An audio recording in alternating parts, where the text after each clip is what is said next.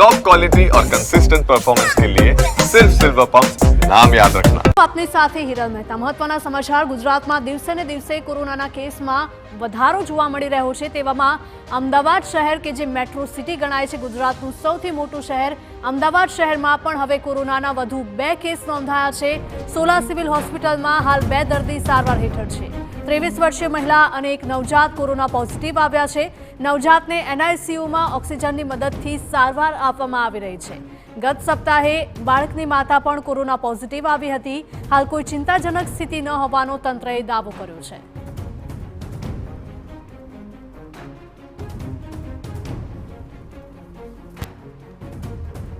રાજ્યમાં કોરોનાના કેસમાં દિવસે ને દિવસે વધારો થઈ રહ્યો છે। અમદાવાદ શહેરમાં કોરોનાના વધુ કેસ સામે આવ્યા છે।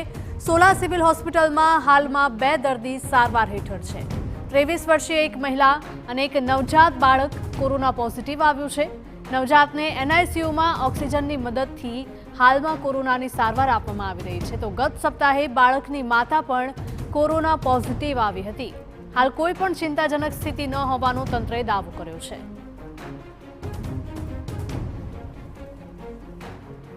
તારીખે સોલા સિવિલ હોસ્પિટલમાં 2 કોવિડ પોઝિટિવ પેશન્ટ એડમિટેડ છે।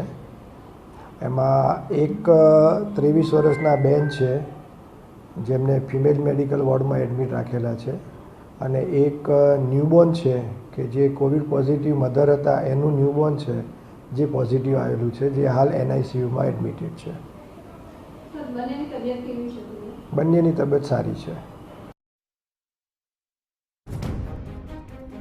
કોરોનાના વધતા કેસ વચ્ચે બાળકો, સગર્ભા મહિલાઓ અને ઉંમરલાયક વ્યક્તિઓએ ખાસ તકેદારી રાખવાની જરૂર છે અને તેમણે ભીડવાળી જગ્યા ઉપર જવાનું ટાળવું જોઈએ।